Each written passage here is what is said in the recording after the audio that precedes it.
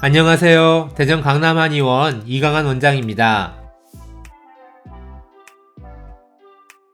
저번 영상에서 잠과 불면을 한의학에서는 어떻게 보고 있는지와 대략적인 불면증의 발생 원인을 설명드렸습니다.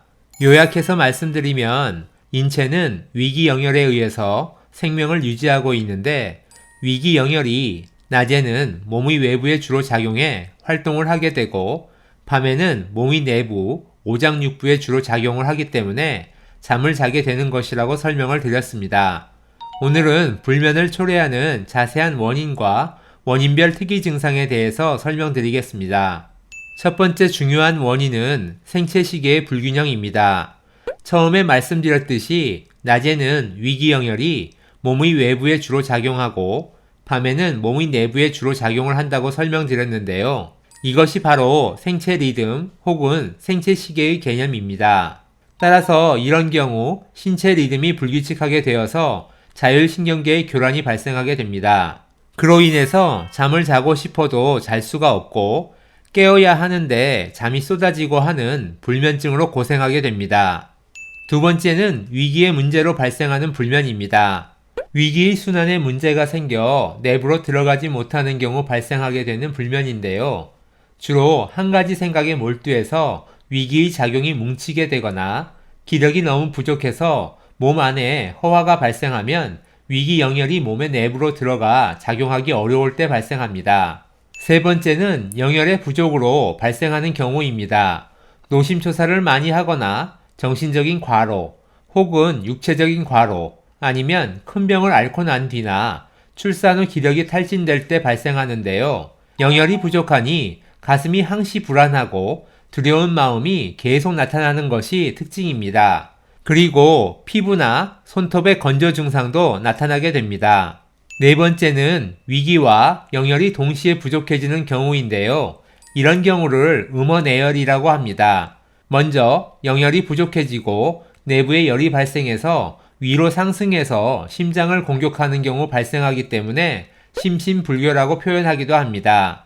이런 경우 불안과 가슴에 두근거림이 발생하고 두려움이 없어지지 않는 경우가 많고 상열, 상기, 안면홍조, 소화불량, 설사, 변비 등의 증상도 같이 나타나게 됩니다.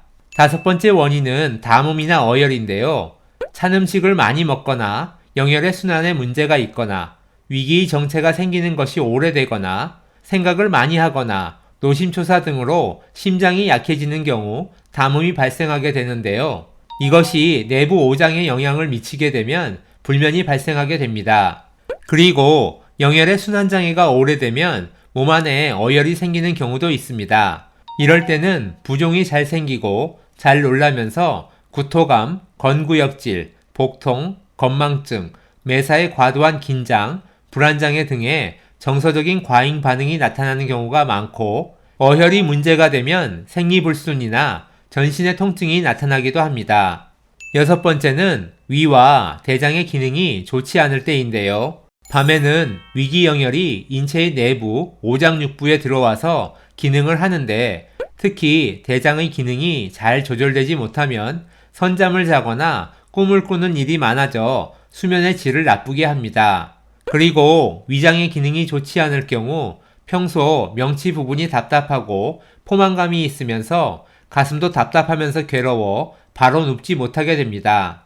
불면은 이런 다양한 원인으로 인해서 나타나기 때문에 단순히 불면증만 나타나는 것이 아니라 식욕부진, 피로감, 눈의 건조와 안구피로, 가슴 두근거림, 불안, 초조, 흉부 압박감, 주의력 저하, 머리가 무겁거나 두통, 구강 건조, 변비 등 여러가지 증상들을 동반하기 때문에 혀를 보는 설진을 통해서 위기영혈의 손상을 확인하고 체질 측정으로 체질을 확인하여 약한 장부를 찾아내고 맥을 보는 맥진을 통해 오장육부 간의 불균형을 파악해 치료를 해야 합니다.